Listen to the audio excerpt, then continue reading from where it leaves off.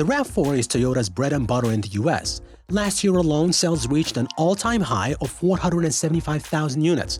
The all-new 2026 RAV4 is supposed to build on that momentum and capture even more potential buyers. As for Subaru, as a brand, their focus on capability and reliability made them famous, but they lack the emotional aspect many other SUVs have in this segment. But the 2026 Forester has seen such a dramatic change that it might just have ticked that box too. Does the new Forester have what it takes to catch up to the new RAV4? Well, that's exactly what you'll find out by the end of this video. So, without any further ado, let's jump into it. The new RAV4 throws everything that defined the old generation except for its dimensions. The core design features a color-matching grille, the rugged or woodland design replaces the grille with a simple black bar with two LED lights on each side, while the sport design gets a massive black hole dominating the entire fascia. The new signature boomerang headlights, on the other hand, sit a bit higher and are connected by a simple piece of plastic. From the side, there is a massive Y-shaped crease that runs across both doors, while a black piece of trim towards the bottom tries to disguise some of the visual mass of the profile. As for wheels, dependent on the trim level, it comes standard with 17 inches, with 18s and 20s being optional. Out back, nothing of the old model remains. The new taillights look like something out of a Lexus, the RAV4 badge-in is front and center of the liftgate under a blacked-out Toyota logo, while the bumper is just a massive piece of plastic mirroring a skid plate or diffuser depending on the trim level.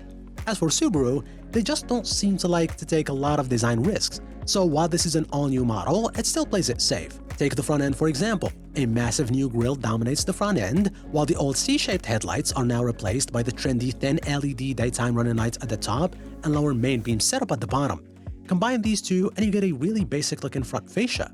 On the side, gone are the round wheel housings and swoopy body lines of the old model, and replacing them are boxy wheel arches, sharp lines, and hard edges. Ground clearance is still impressive, however, at 9 inches compared to the RAV4's 8.1, with a tall greenhouse making it seem even taller. At the rear, the taillights have been redone and almost pinch into a trim piece spread across the entire tailgate.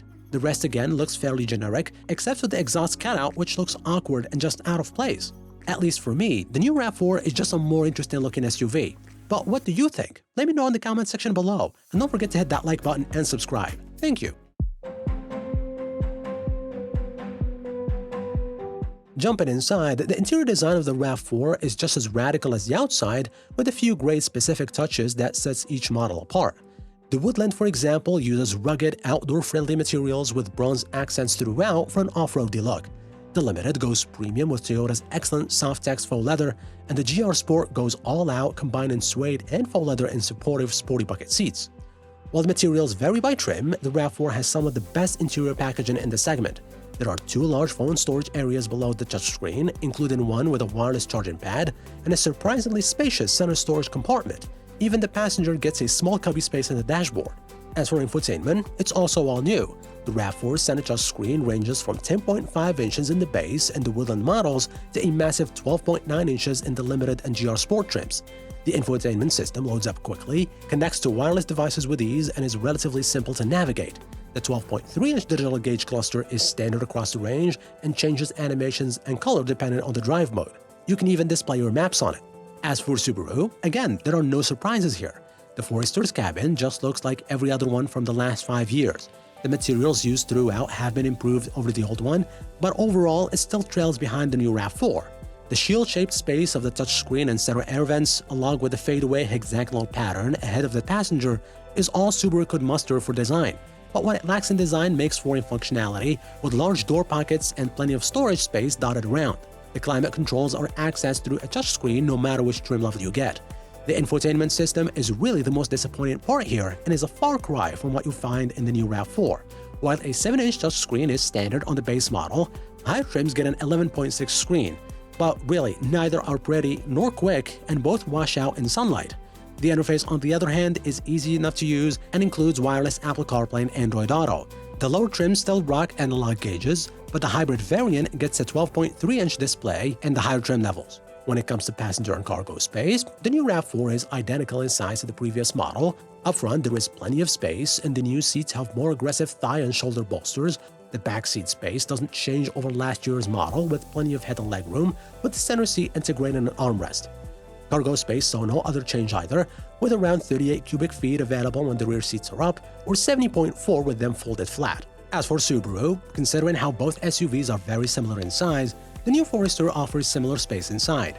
The seats are all new with more aggressive thigh and shoulder bolsters, though they feel a bit flat. The back seats are just as spacious as the RAV4 with plenty of head and legroom, but the shocking omission here is that the base model lacks rear air vents. Cargo space is smaller with the seats up, offering 30 cubic feet. A massive 71 cubic feet is available with them folded flat. As far as pricing goes, the gas-only model is gone, and the 2026 RAV4 Hybrid should start at around $32,000. But the trim level to get is the XLE Premium, which combines a good mix of equipment and price, though it doesn't look anywhere near as good as the Limited or GR Sport models. It includes newly redesigned 18-inch alloys, power tailgate, 8-power driver's seat, dual-zone climate control, and heated front seats. On the other hand, the 2026 Forester base starts at $29,995. But the trim level to get is the Sport trim with its specific bronze alloys and inserts, heated front seats, 10-way power driver's seat, and the larger 11.6-inch touchscreen. For an extra $3,500, you can get the new hybrid powertrain starting with the premium trim level. When it comes to on-road performance, every 2026 Toyota RAV4 is now electrified. The standard powertrain is a 4-cylinder hybrid, producing 226 horsepower with front-wheel drive or 236 horsepower with all-wheel drive.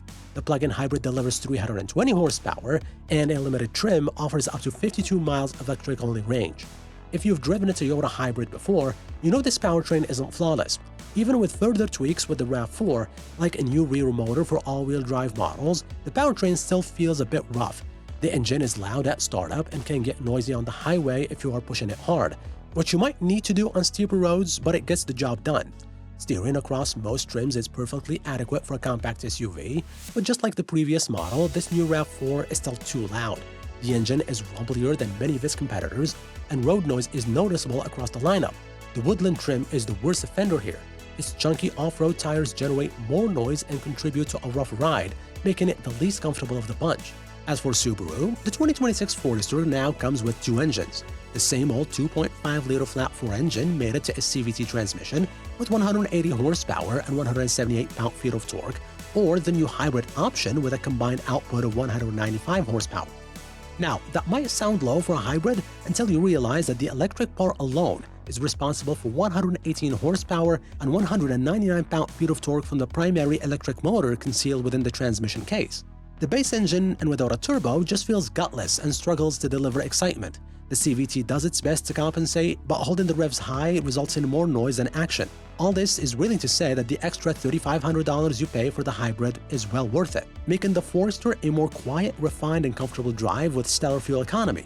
Whether you are tackling the school run, embarking on a long road trip, or venturing off the beaten path for some light off-roading, the Forester is a great, reliable, and versatile choice. So, which one should you get? Well, I think actually this is an easy one, because both Toyota and Subaru are known for their reliability and high resale value. So this basically leaves the RAV4 as the go-to choice because it looks better both outside and inside, it has a better powertrain, and it's just overall a better package. Which one would you get? Please let me know in the comment section below, and thanks for watching.